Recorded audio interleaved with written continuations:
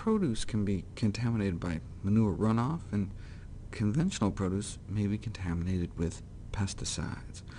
We've known for years that the 800 million pounds of pesticides used annually in the United States, the herbicides, fungicides, insecticides, have clear-cut detrimental effects on farm workers and their families. That's uncontroversial.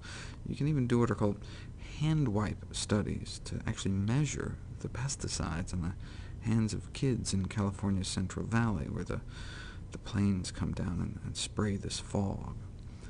How much exposure urban and suburban children are getting from food, however, has been unclear until now. Twice-daily urine samples were taken from 3 to 11-year-olds for more than a year to see how much pesticide is flowing through our kids.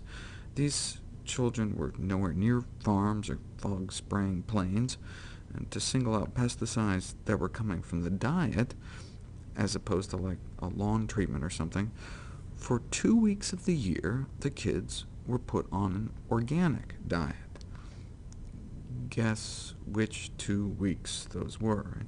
So the 2 times during the year when they ate organic foods, there were undetectable or nearly undetectable pesticide residues in their urine, while their little bodies were basically swimming in it the rest of the year.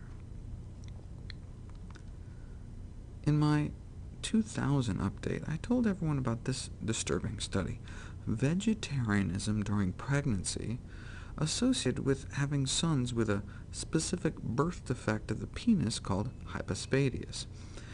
They thought it might have something to do with the phytoestrogens in soy, but that didn't make any sense, since Japan, with the highest per capita soy consumption in the world, did not have high rates of the defect. I guessed that it might be low vitamin B12 levels, leading to high homocysteine, which has been related to other birth defects, but we were all wrong. Finally, though, the mystery seems to have been solved. The researchers reanalyzed the data for clues as to what could be found in the diets of vegetarians compared to meat eaters, other than more good things, like more fruits and vegetables, unless there's an endocrine-disrupting fungicide called vinclozolin that's sprayed on most of our conventional crops that we now know causes hypospadias. So researchers went back and split up the vegetarian moms into 2 groups, those eating organic produce and those eating conventional produce. And while the vegetarian women eating conventional produce during pregnancy had indeed higher birth defects rates, there was not a single case in the organic group.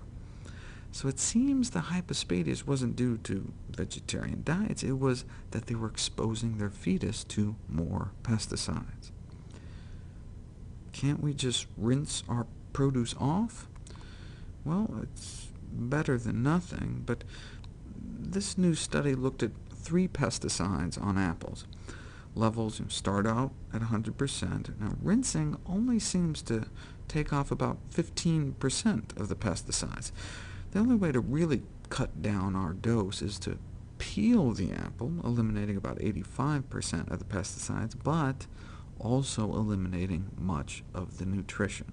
So eat organic foods whenever possible. Organic produce has more vitamins, more minerals, tastes better, stores better, and you get to not be complicit in the poisoning of farm workers and their families.